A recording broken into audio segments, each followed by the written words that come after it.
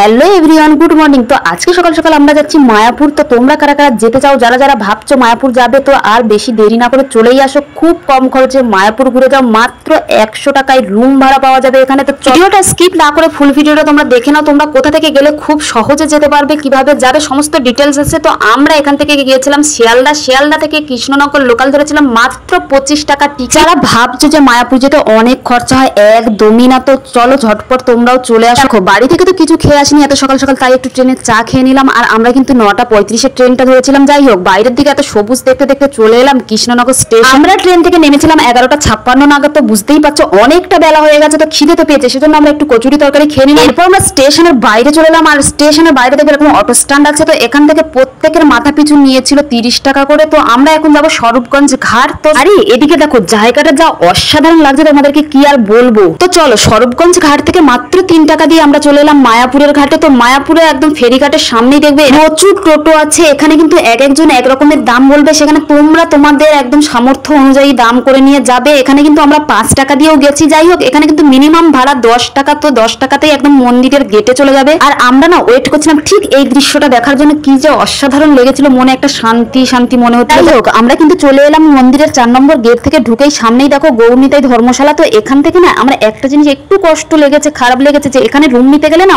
অনেকটা দূরে আগে রিসেপশনে গিয়ে রুম বুক করে তারপরে তুমি রুমে ফিরে আসতে পারবে। যাই হোক, অনেকটা ভালো মুহূর্ত কাটানোর জন্য এরকম ছোটখাটো একটু কষ্ট করতেই হয়। আরে ওয়েট, তোমরা তো জানতেই পারলে না যে আমরা কলকাতা থেকে মায়াপুরে আসতে কতটা টাকা খরচা করে এলাম। আরে মাত্র 68 মানে 68 টাকা খরচা হয়েছে আমাদের মায়াপুর মন্দিরে আসতে, ভাবা যায়। যাই হোক, এর মধ্যেই তোমাদেরকে একটা দুঃসংবাদ জানাই। আমরা প্রথমেই যে রিসেপশনে গিয়েছিলাম ওখানে আমাদের রুম হয়নি কিছু প্রবলেমের জন্য। তো পরে আমরা যে যার মতো আলাদা আলাদা রুম বুক করতে চলে এলাম নিত্যানন্দ কুটিরে। সেখানে বুক করে সে কিন্তু আমাদের ঘরে চলে এলাম। আর ভাগ্যবশত আমাদের কপালে জুটেছে বেড়ার ঘর। এটা কোনো ব্যাপারই না, ঘুরতে এলে একটু আদ্রা সেভিংস করা উচিত। তো যাই হোক, চলো আমাদের রুমটা একটু দেখাই। এমন কিছু খারাপ আমাদের হয়ওনি, তো এটাকে নিজেদের ঘর মনে করে একটু গুছিয়ে গাছিয়ে আমরা নিয়েছিলাম। প্লিজ তোমরা একটু তো দাঁড়িয়ে যাও। আরে শোনো যে আমাদের রুম ভাড়াটা কত নিয়েছিল। তো আমাদের রুম ভাড়া নিয়েছিল মাত্র 100 টাকা। আর এই যে তোমরা পাকা ঘরগুলো দেখছো, এগুলো কিন্তু মাত্র 200 টাকা করে ভাড়া ছিল। কিন্তু ভাগ্যবশত একটাও রুম খালি ছিল। আরে কি ভাবছো, বেশি চিন্তা ভাবনা না করে চলে আসো ঝটপট মায়াপুর। এত কম খরচায় যে কোথাও ঘুরতে পারবে এটা কিন্তু আশাই করা যায় না। এরপর আমরা একটু ফ্রেশ হয়ে বেরিয়ে পড়লাম দুপুরে খাওয়ার জন্য। আর এখন ওই 2টো মতো বাজে। তো দেখো মন্দিরের দৃশ্যটা যে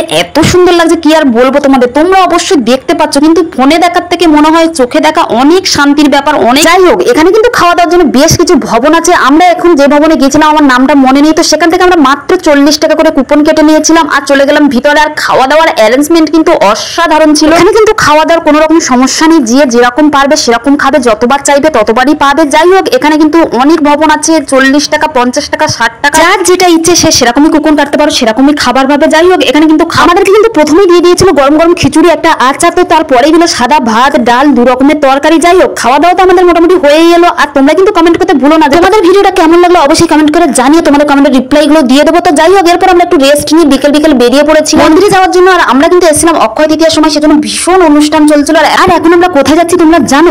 চলো তোমাদেরকেও একটু দেখিয়ে দিই। আজকে থেকে শুরু হয়েছে নৌকো বিলাস। তো এখানে পুকুরের মধ্যে একটা ছোট্ট নৌকোর মধ্যে রাধা মাধবকে আরতি করছিল। আর এই দৃশ্যটা যে এত সুন্দর লাগছিল কি আর বলবো। আমি তো বাড়ির সবাইকে ভিডিও কল করে দেখিয়েছি, এত সুন্দর একটা আরতি। তো সবাই দেখে তো খুব খুশি হয়েছে। তো যাই হোক, এরপরে কিন্তু আমরা মন্দিরের ভিতরে ঢুকবো, সেখানে কিন্তু ফোন নিয়ে ঢোকা এলাও নেই। তো আজকে ভিডিওটা এতটুকুই।